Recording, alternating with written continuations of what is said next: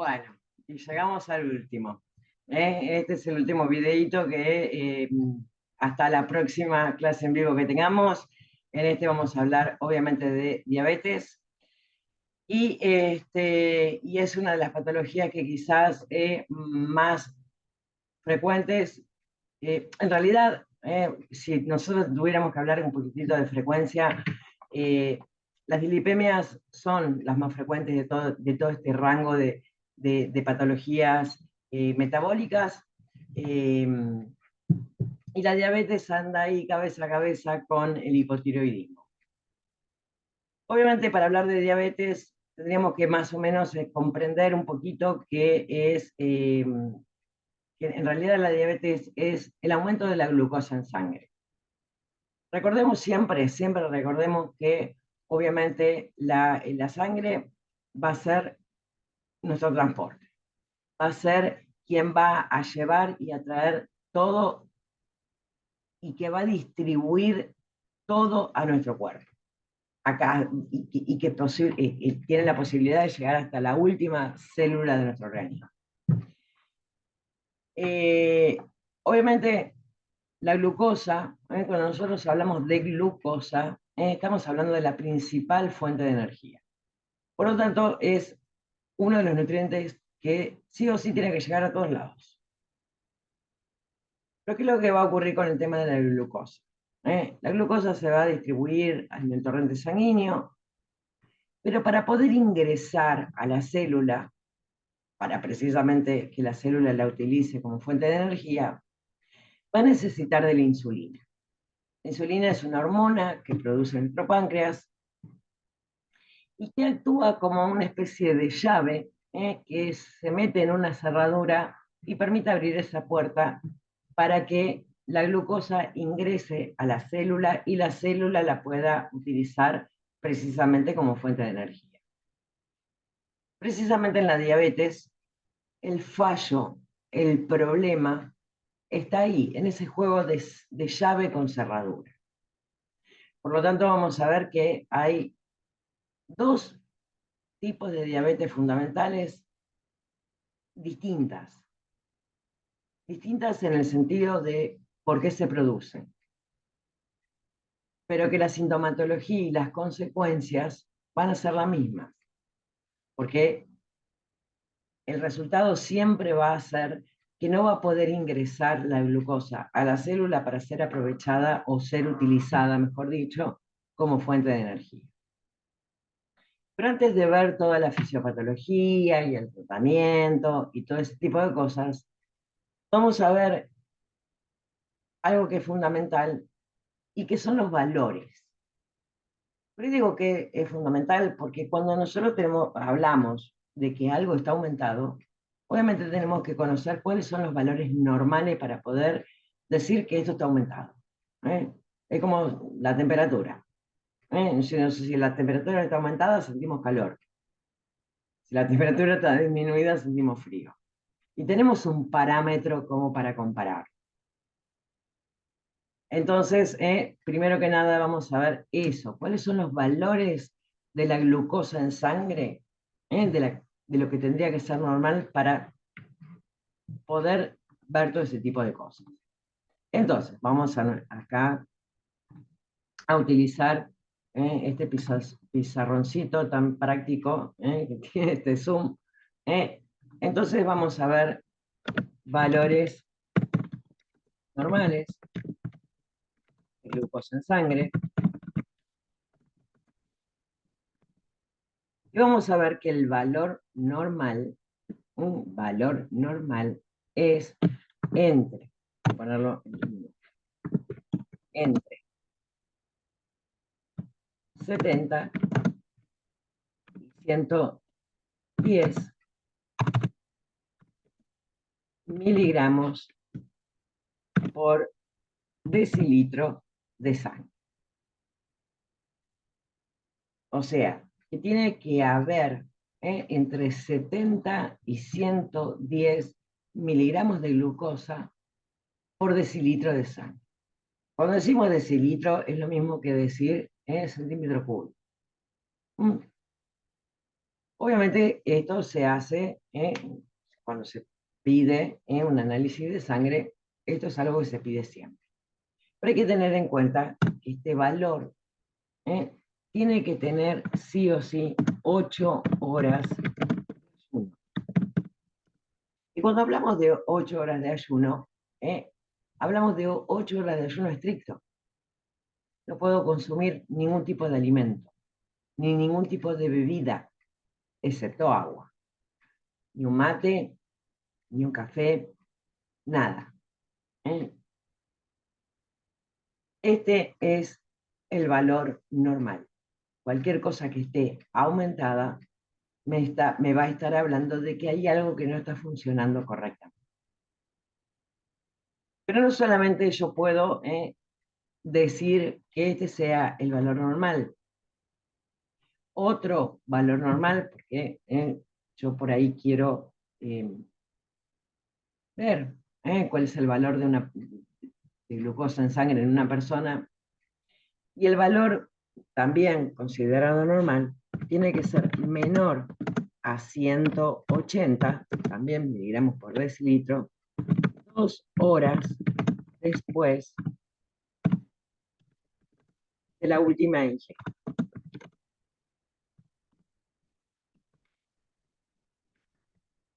Obviamente, estas son cosas que en la farmacia no se van a hacer. Estas cosas, obviamente, las va a pedir el médico, se van a hacer, se requiere un laboratorio, pero bueno, son cosas que nosotros deberíamos conocer en el sentido de, porque si estamos hablando de valores aumentados, obviamente tenemos que hablar también de cuáles son esos valores normales. ¿Qué es lo que ocurre con el tema de los valores normales? Vamos a suponer que acá una persona que haya hecho realmente los 8 horas de ayuno, que se tiene que ir a hacer el análisis de sangre,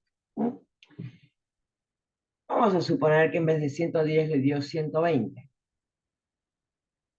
Eso no me está hablando de que haya una diabetes, ni siquiera una prediabetes. Puede ser que no esté bien hecho el ayuno. 120 no es un valor que yo pueda tener algo realmente preocupante. Sí lo repetiría quizás. El médico, este valor está ahí muy al borde, vamos a repetirlo por las dudas. Ahora, si me da un valor de 300 y pico, ahí ya sabemos realmente que algo no está funcionando correctamente.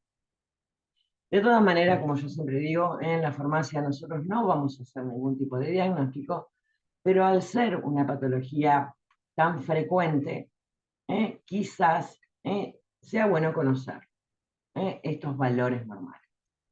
Bueno, ustedes ya saben que yo tengo diabetes y, bueno, les cuento así como chumerío. Me acuerdo cuando fui a la consulta con el médico, obviamente no tenía los 8 horas de ayuno, pero sí me lo hicieron precisamente con este segundo valor, con el menor a 180, 2 horas después de la última ingesta, y tenía como 600 y pico. O sea, estaba jugadísima. Pero bueno, vamos a ver ahora precisamente la fisiopatología, por qué ocurre, qué es lo que puede ocurrir y cuáles son los tipos de diabetes. Vamos a borrar este cachivache. Vamos a poner acá, si bien como titulito, tipos de diabetes. Y vamos a ver que existen varios tipos de diabetes que tienen una fisiopatología diferente y obviamente también van a tener un tratamiento diferente. Si ustedes se acuerdan lo que decía medio al principio, que para que la glucosa pueda ingresar a la célula y que la célula pueda utilizar precisamente la glucosa como fuente de energía, necesita de esa llave de la insulina precisamente para poder abrir esa puerta. Vamos a ver precisamente qué es lo que va ocurriendo. Porque en el juego, acá en la cerradura, yo puedo tener como mínimo dos problemas. Que no me funcione la llave o que no me funcione la cerradura. Ahí ya tenemos dos cosas diferentes y en las cuales obviamente vamos a tener que resolverlo de manera diferente. Pero la consecuencia va a ser la misma, no puedo abrir la puerta. Entonces tenemos lo que se conoce como diabetes tipo 1, que es una diabetes autoinmune. Ya me metí el sistema inmunológico en el medio. Esta diabetes autoinmune, el sistema inmunológico destruye, rompe la partecita del páncreas que precisamente es la encargada de fabricar la insulina. Por lo tanto, esa persona no va a producir nada de insulina. Por lo tanto, va a haber un déficit total de insulina.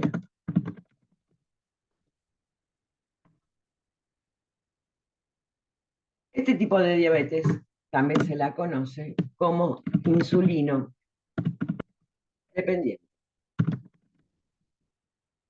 Porque es bastante obvio que si ese páncreas ya no produce nada de insulina porque se rompió, la persona para su tratamiento va a requerir sí o sí insulina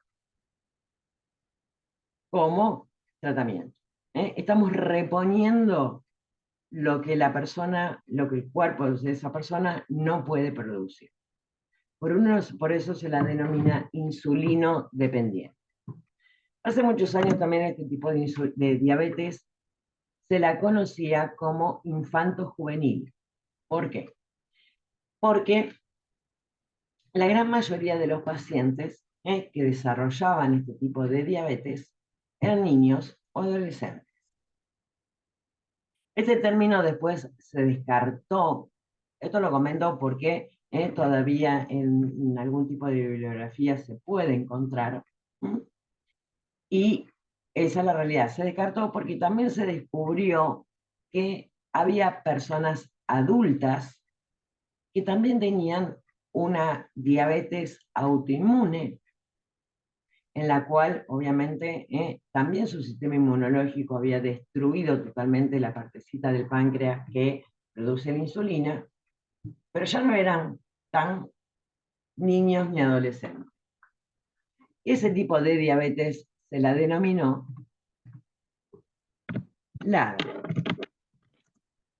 que significa diabetes autoinmune latente del adulto. La fisiopatología es exactamente igual.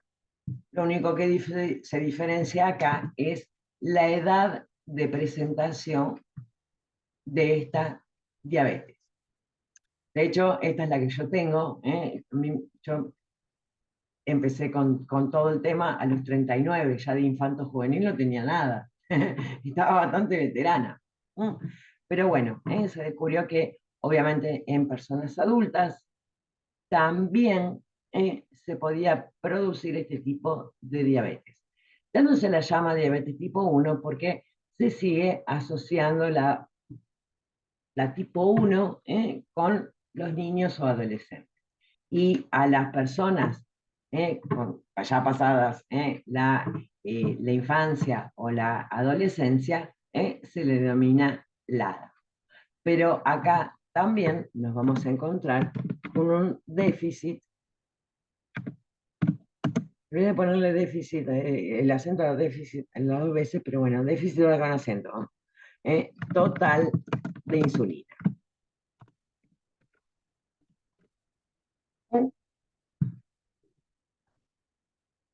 Por lo tanto, en estos dos tipos de diabetes, el problema fundamental es la falta de insulina. O sea, no tenemos llave para abrir esa puerta. Después tenemos lo que se conoce como diabetes tipo 2, pero acá el páncreas de esa persona produce insulina, pero lo que está roto es precisamente la cerradura. Por lo tanto, tampoco puedo abrir esa puerta. Acá no hay un déficit de insulina, no hay. Lo que el daño donde se produjo es en los...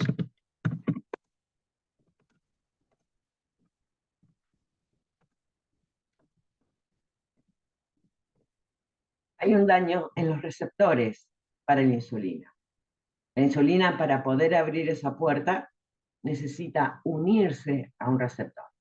Por eso hacía la comparación entre una llave y una cerradura. Necesito las dos cosas que funcionen correctamente.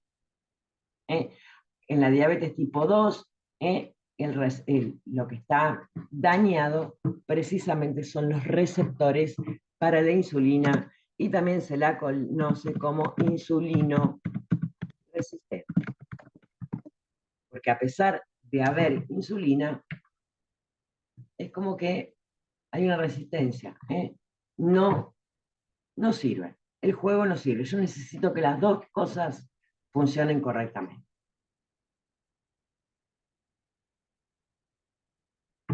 Este tipo de diabetes, antes, vieron que un poquito de historia nunca viene mal. También se la conocía como del adulto mayor. Ah, no, yo no puedo tener diabetes tipo 2 porque soy joven. No. También puede ocurrir en personas jóvenes. Por eso también se sacó esa denominación que era la diabetes del adulto mayor. Este tipo de diabetes muchas veces, no quiere decir que siempre, está relacionada con la obesidad, o por lo menos con el sobrepeso. Este tipo de diabetes, obviamente, la insulina, el tratamiento con la insulina no me va a servir. ¿Por qué? Porque ese páncreas, el páncreas de esa persona, obviamente produce insulina. Por lo tanto, en este tipo de diabetes se van a utilizar otro tipo de fármacos que se denominan hipoglicemiantes orales. Hipo, bajar, glicemiantes, de glicemia, emiantes, sangre.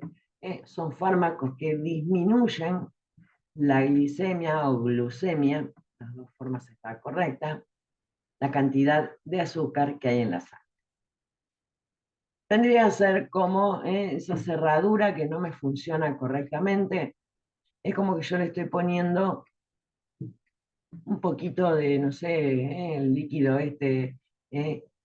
lubricante como para tratar de que la llave entre y pueda abrir esa puerta.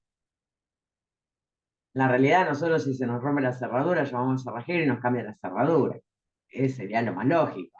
Lamentablemente, en estos casos, no puedo cambiar la cerradura de absolutamente todas las células de nuestro cuerpo. Entonces, bueno, tratamos de que por ahí, engrasando un poquito la cerradura, pueda entrar la llave y abrir correctamente. Ahora, ¿qué es lo que ocurre? Con el paso del tiempo, obviamente el páncreas, al ver que esa glicemia no disminuye, que no disminuye, que no disminuye, y hay que hacer fuerza, y hay que hacer fuerza, es como que va a decir, me están haciendo trabajar de más y no me están pagando las horas extras. Entonces es como que se va a poner en huelga. Y llegado este momento, quizás esta persona requiera también el uso de insulina, pero no va a depender de la insulina, como en la diabetes tipo 1 o en el LADA. Va a ser como una ayudita más. Por eso también a este tipo de diabetes se la conoce como insulino requiriente. No necesariamente va a necesitar, pero quizás en algún momento en el transcurso de la enfermedad requiera algo de insulina.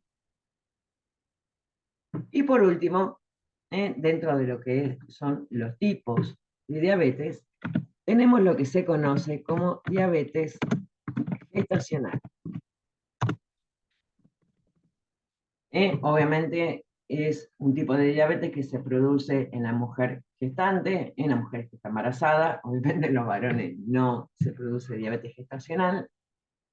Y el motivo por el cual se produce la diabetes gestacional es porque todas las hormonas que se empiezan a producir durante el embarazo aumentan mucho la glicemia. Y las hormonas del embarazo aumentan mucho la glicemia de todas las mujeres. ¿Por qué algunas mujeres desarrollan diabetes gestacional y otras no? Bueno, la realidad es que en la diabetes gestacional, las mujeres, perdón, que desarrollan diabetes gestacional, es como que su páncreas es un páncreas medio vago. En una mujer común que no tiene ningún inconveniente, que no tiene ningún problema, ese aumento de la glicemia, producto precisamente de las hormonas del embarazo, lo suple con el aumento de la producción de insulina.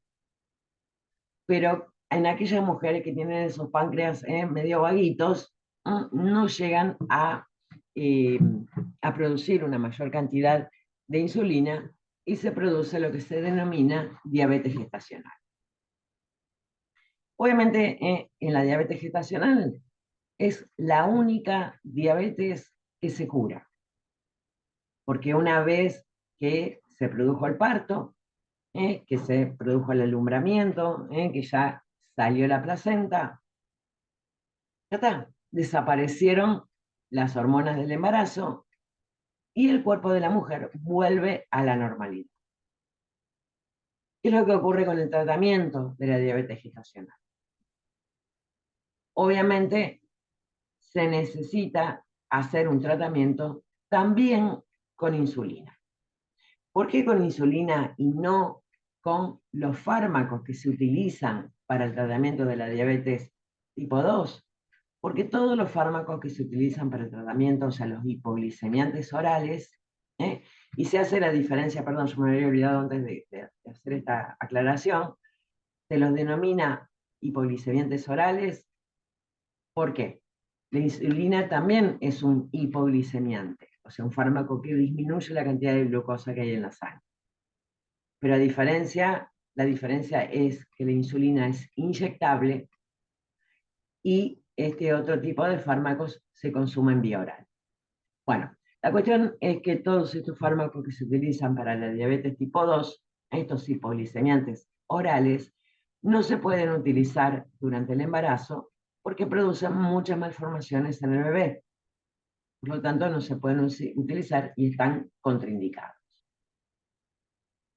¿Qué es lo que ocurre y que quizás hay muchos mitos con respecto a este tipo de cosas? Una mujer que tenga diabetes gestacional no significa que después de haber nacido el bebé tenga diabetes o continúe con la diabetes. Porque, vuelvo a repetir, el motivo por el cual se produce este tipo de diabetes precisamente es el embarazo. Terminado el embarazo, se termina el motivo por el cual se produce la diabetes gestacional. Tampoco significa que ese niño vaya a tener diabetes. ¿Qué es lo que puede ocurrir?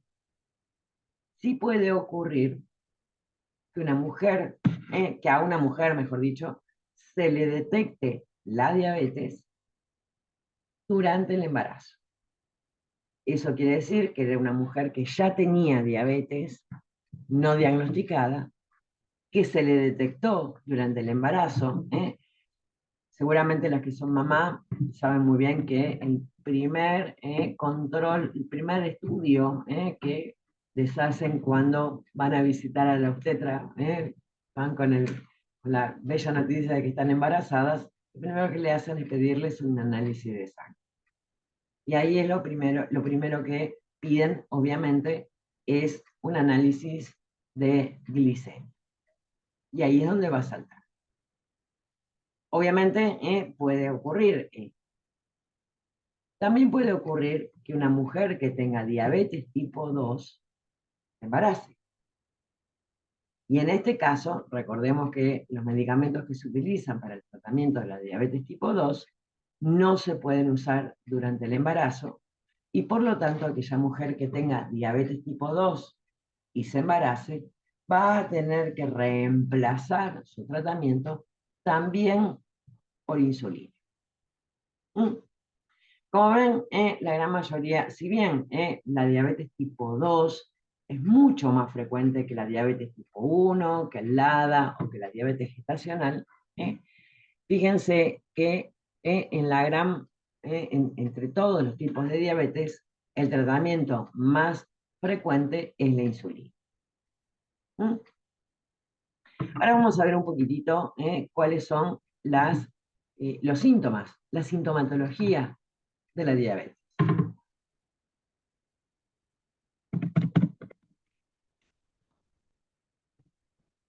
Como ven, yo pongo DBT, que esa es la sigla con la cual se reconoce a la diabetes. Esto es algo importante porque obviamente lo van a ver en 10.500.000 recetas que reciban.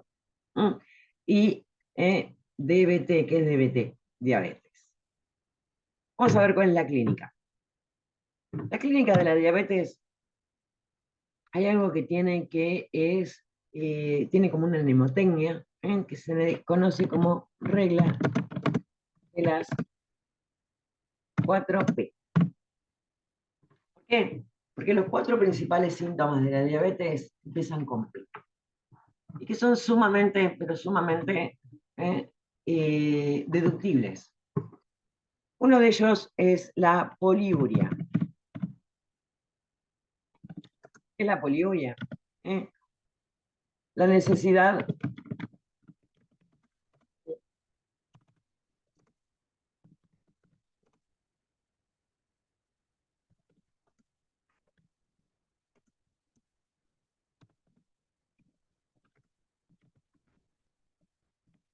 la necesidad de orinar es muy frecuente y en muy grandes cantidades. Poli, muchísimo. Uria, orina. ¿Y esto por qué? Esto es algo que es comprensible en qué sentido. Cuando hay tanta azúcar, tanta glucosa en la sangre, nuestro cuerpo va a intentar sacarlo de alguna manera. ¿Qué mejor manera de sacarlo que a través de la orina? Obviamente, la glucosa es un sólido y necesita acompañarlo con líquido.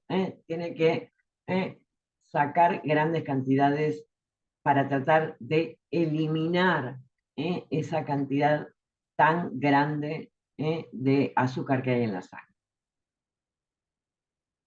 Me acuerdo cuando yo empecé con los síntomas y tenía que ir a hacer pipí una vez cada hora.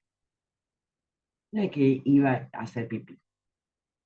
Realmente era esa sensación de la vejiga plena y litros de pipí.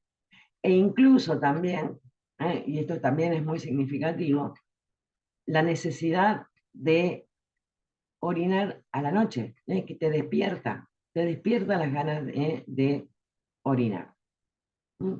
Cosa que si nosotros pensamos, bueno, yo me voy a acostar, chao, hasta mañana, se terminó la historia.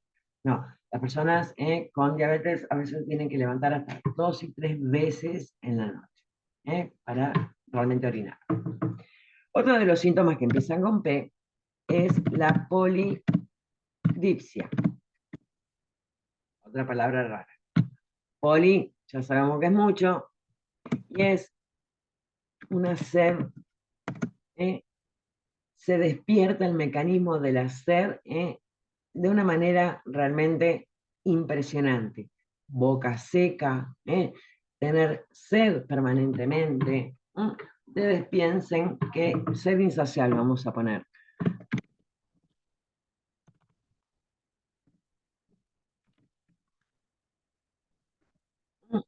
Ustedes imagínense salir a trotar o hacer ejercicio en un día de muchísimo calor, que volvemos con una sed tremenda. Bueno, eso en todo momento. Esto también está muy relacionado. ¿Qué es lo que hace? El cuerpo, en vez de tener sangre, tiene miel dando vuelta, de la cantidad de azúcar que tiene dando vuelta. Entonces, ¿qué es lo que hace? Obviamente despierta el mecanismo de la sed para que la persona consuma líquido en un intento de, obviamente, diluir un poco todo eso. Rara vez se logra, porque obviamente es algo que no tiene demasiada, por encima uno por ahí a veces en vez de tomar agua toma una gaseosa azucarada, lo cual es peor, aumenta muchísimo más la glucosa. Otro de los síntomas que empiezan con la P es la polifagia. Otra de las poli, son todas poli, aviso. La polifagia es también hambre, también insaciable. Y también está muy, es bastante deductible. ¿Por qué? En teoría, toda la glucosa que consumimos, que tendría que estar ahí en las células, precisamente para proveer la energía o para que la célula obtenga la energía, la glucosa está toda en la sangre. Con lo cual la célula que dice, che, esta no está comiendo. Despertamos el mecanismo del hambre para que coma. Con lo cual sigue empeorando un poco la historia. ¿Por qué? Porque obviamente al despertar el mecanismo del hambre uno come. Uno puede estar comiendo todo el día. Y les puedo asegurar que era así. Con la sed, me acuerdo que también me llevaba botellas de agua y me la tomé. Botella no, la botellita chiquitita, botellas de 1,5 litros hasta de 2 litros y la tomaba y la tomaba y la tomaba durante la noche. Lo cual obviamente también aumentaba las ganas de orinar. Con el hambre pasaba algo similar. No podía parar de comer. Hambre, hambre, hambre, hambre todo el tiempo porque el cuerpo interpreta que la persona no comió, porque toda la glucosa queda en la sangre y no pasa a la sed. La cuarta P puede incluso hasta parecer simpática, pero ahora vamos a ver que no. Y es pérdida de peso a pesar de la polifagia.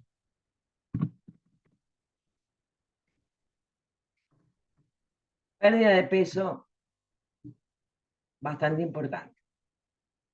Entre 10-15 kilos en muy poco tiempo.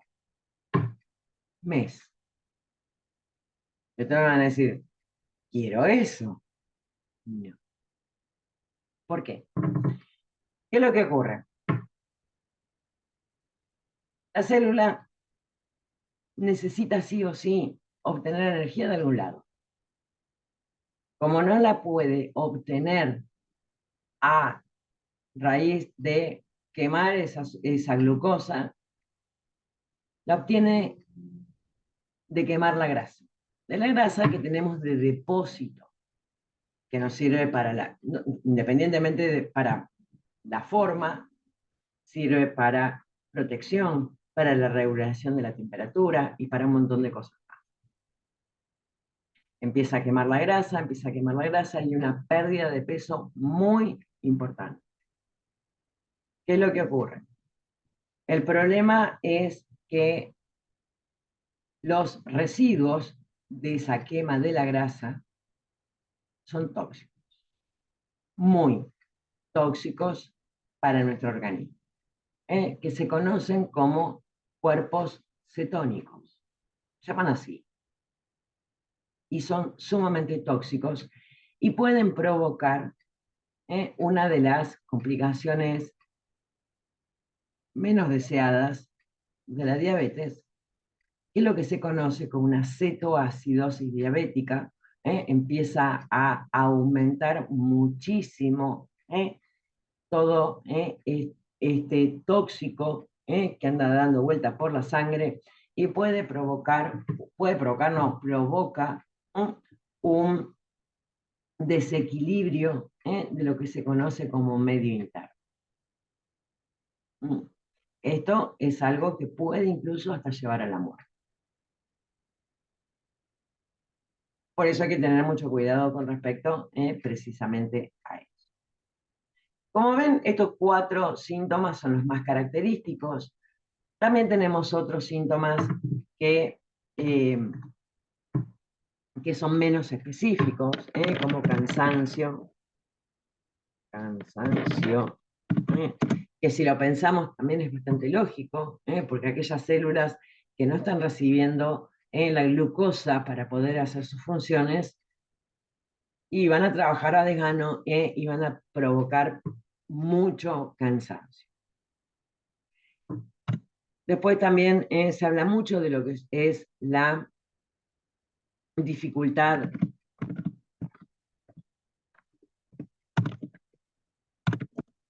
para la curación de heridas.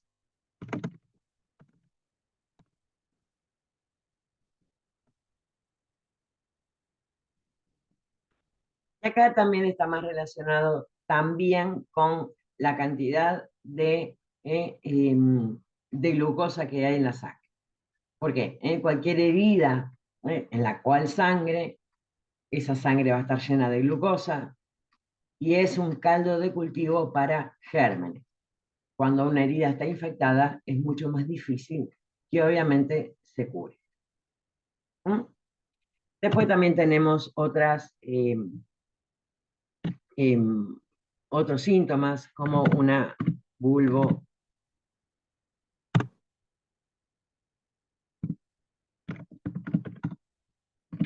repetición,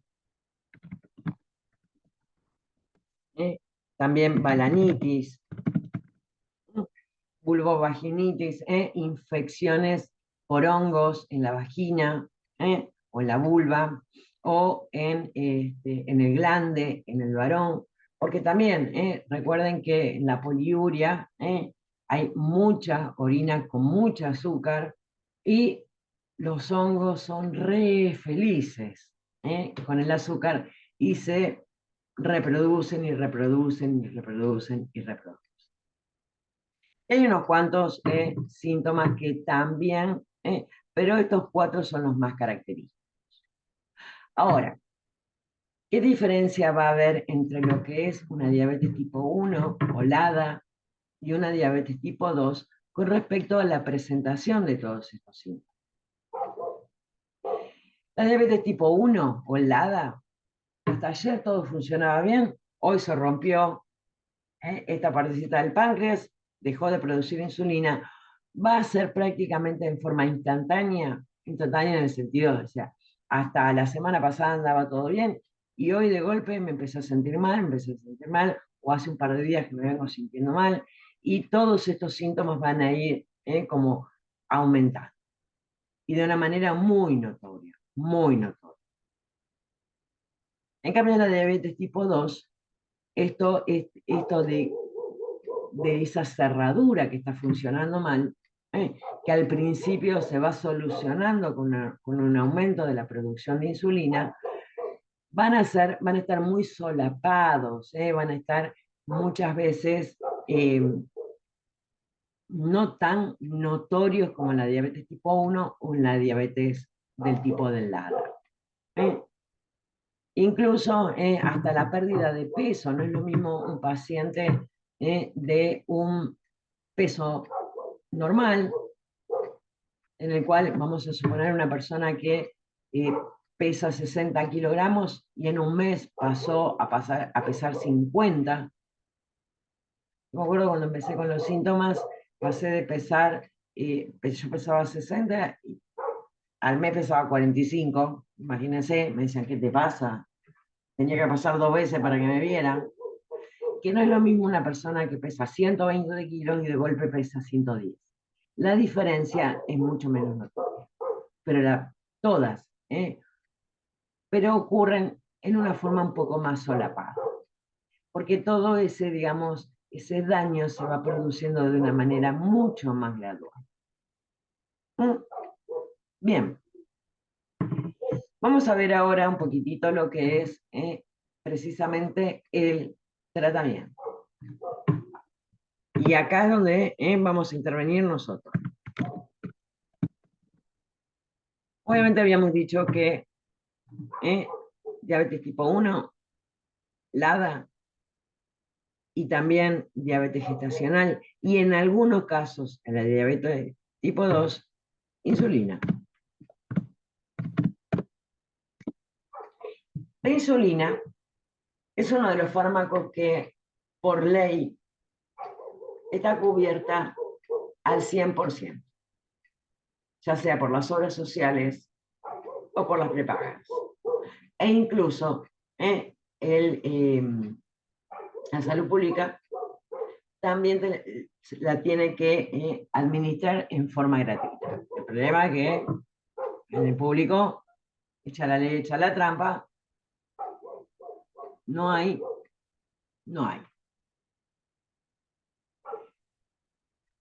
Las insulinas nos vamos a encontrar que hay dos tipos.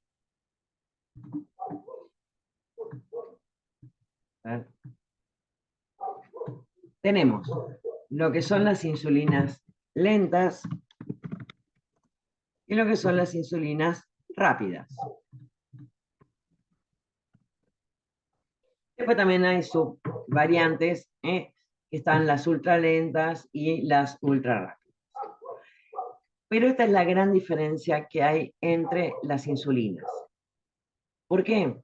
Si nosotros hacemos una especie de cuadro que me está básicamente comparando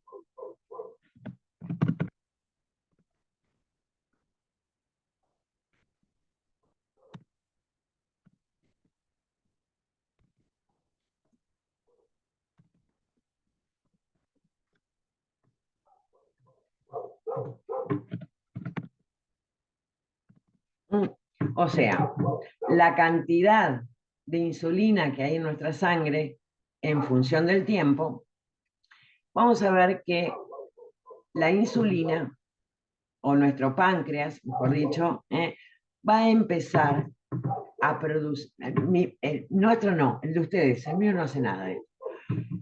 Va a empezar a producir insulina y va a mantener, bueno, va a mantener en forma estable.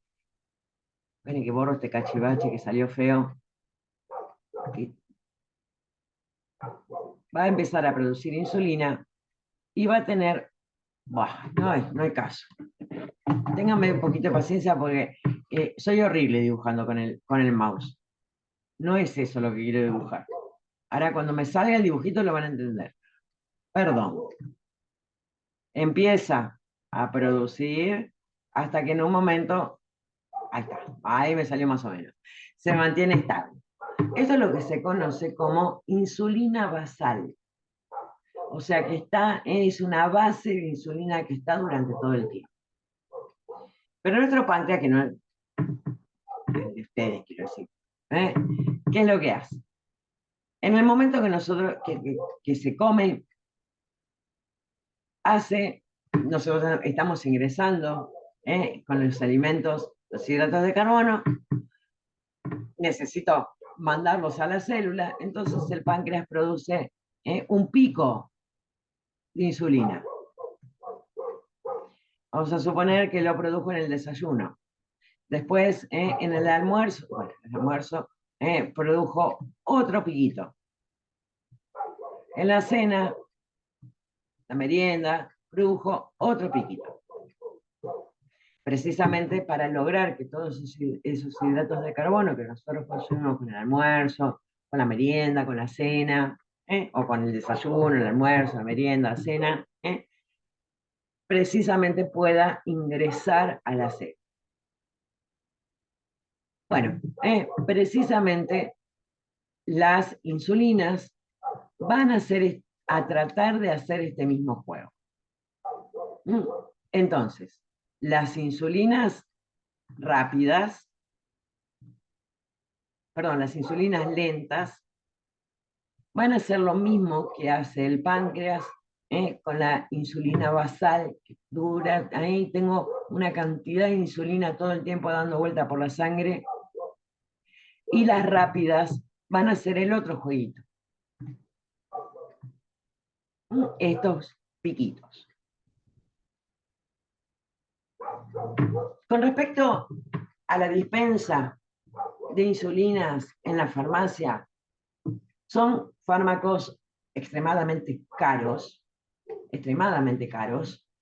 son fármacos que diría que el tratamiento mensual y ronda los 100, los 150.000 pesos. Por lo tanto, es muy raro que una persona venga a una farmacia a comprar insulinas sin su respectiva receta.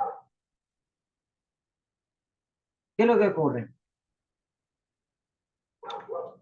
En muchas farmacias se manejan de una manera... Hay farmacias que directamente no venden insulina. ¿Por qué? Porque requieren cadena de frío, porque requieren,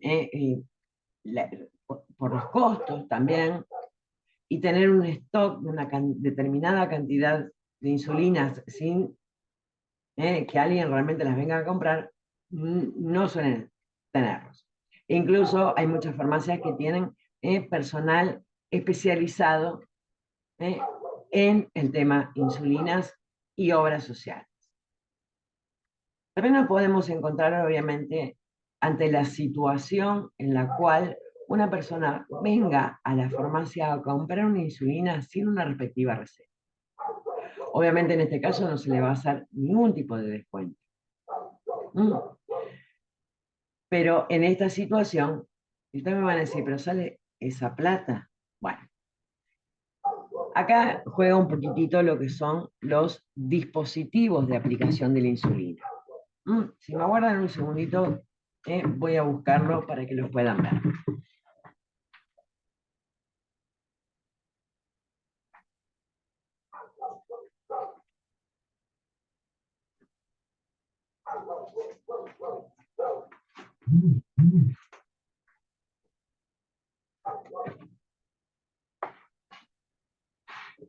Vamos a cerrar esto, así lo pueden ver en forma correcta.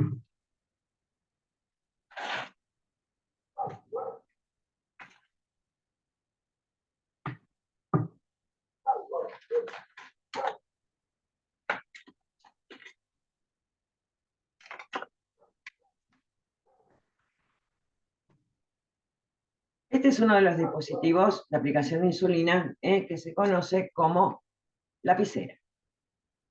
Son lapiceras prellenadas, que ya vienen con la cantidad de insulina adentro. En esta partecita de acá arriba, que tiene como una rosquita, se enrosca la jeringuita. A ver.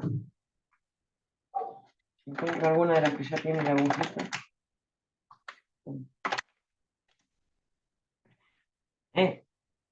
Fíjense el tamaño de la agujita, sumamente chiquitita, que realmente ni se nota ni se siente. Estas son, este tipo de dispositivos, son las que salen eso Fíjense, distintos colores, distintas marcas, pero que hay algo fundamental. Fíjense en el color de la etiqueta. Estas tienen etiqueta verde, esta tiene etiqueta color naranja. No importa de qué color sea el dispositivo. Vamos a abrirla para que vean los distintos colores, incluso. Bueno, el color naranja, poniendo al revés, el color naranja me distingue a las insulinas rápidas. El color verde me distingue a las insulinas lentas. Como les decía recién, esto es quizás son carísimos, pero ante la situación en la cual una persona venga a la farmacia a comprar insulina, siempre tenemos también este otro tipo de dispositivo, que es el frasco ampolla, y que obviamente se utiliza con la jeringa. Y fíjense la diferencia que hay en el tamaño de la aguja. ¿Duele? ¿Por qué va a venir una persona a la farmacia a comprar esto? A comprar insulina sin la receta. Esto se lo muestro porque es otra de las maneras, y este es obviamente muchísimo, pero muchísimo más económico que las otras. En este momento no tengo bien los precios porque hace bastante que no la compro, pero a mí me pasó una vez, por ejemplo, me acuerdo que estaba de vacaciones en Comodoro Rivadavia, encima, lejísimo de acá de casa, y se me rompió la lapicera. Digo, sí, la necesitaba. No se puede abandonar el tratamiento. No me quedó otra que ir a una farmacia y comprarla. Obviamente, es muchísimo más económico que los otros. Y que obviamente también tiene que venir con esto. Otra cosa importante es para entregarla. Nunca puedo entregar una insulina así. La insulina siempre se entrega con cadena de frío. Se suelen utilizar estas bolsitas en las cuales obviamente se introduce el sobrecito del gel. Bueno, este está, pero tiene que estar bien frío. Se coloca en la bolsita y se pone, obviamente, esto viene con la cajita, yo no tengo la cajita, pero bueno, y se introduce dentro de todo. No puedo entregar insulina sin su respectiva cadena de frío. Bien, esto quizás era lo que más me interesaba. Obviamente está el tema de los fármacos hipoglicemiantes orales. Dentro de lo que son los fármacos hipoglicemiantes orales, o sea, los comprimidos, el más común, el que más se utiliza es la metformina, que la metformina viene en 500 miligramos, en 850 miligramos y 1 gramo. Y también vienen las metforminas combinadas con otros fármacos. La metformina es el fármaco de primera elección, les diría yo, en el tratamiento de la diabetes tipo 2. Siempre que vengan personas a comprar, que tengan ahí en el diagnóstico diabetes tipo 2, seguramente va a ser metformina sola o combinada. De la metformina, la metformina es el único fármaco que también está cubierto al 100% por las obras sociales y las prepagas. No así las metforminas que están combinadas con algún otro fármaco. Pero vuelvo a repetir, estos también son fármacos que son extremadamente caros, la metformina combinada con otros fármacos, y estos tienen un descuento del 70%, por lo cual son fármacos que están arriba de los 20.000 o 30.000 pesos, por lo tanto es muy raro que venga alguna persona a comprar alguna de estas combinaciones sin su receta. Metformina, sí. Muchas veces se van a encontrar con que va a venir alguna persona a comprar metformina sin su respectiva receta. Y en este caso, viene a comprar metformina, sí o sí le tengo que preguntar en qué dosis. Si es de 500, si es de 850 o si es de 1 gramo. Acá no tengo demasiadas complicaciones, como habíamos visto con el tema del hipotiroidismo, que teníamos 10.500.000 dosis diferentes. Son 3 dosis diferentes, me tiene que saber decir cuál de las 3. Lo único que puedo reemplazar es, si no tengo metformina de 1 gramo, que suele ser bastante más cara que la de 500 miligramos, le puedo ofrecer una de 500 miligramos y que se tome 2 juntas. En cambio, si tiene que tomar la de 850, no se la puedo cambiar. Bien. Obviamente, para hablar de diabetes tenemos muchísimo realmente más. De dislipemias y de hipotiroidismo quizás también.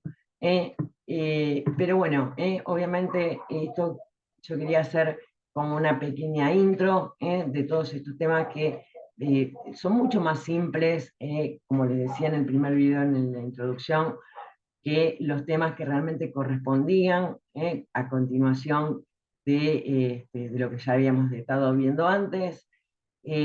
Por eso prefiero esos temas guardarlos para cuando volvamos a las clases en vivo. De todas maneras, ni bien volvamos a las clases en vivo, vamos a hacer un gran repaso, obviamente, de todo esto y vamos a evacuar todo tipo de dudas. Y recuerden que, obviamente, siempre el Classroom se puede hacer cualquier tipo de consulta. Bueno, espero que puedan aprovechar todo este material. Ya nos volveremos a ver seguramente en breve. Espero que estén disfrutando este calor tan lindo, tan abrazador. Espero que hayan podido descansar. La mayoría vieron que son todos videos cortos, no son videos extremadamente largos, ni que tengo que estar prestando atención tanto tiempo. Hasta la próxima y nos volvemos a ver en las clases en vivo.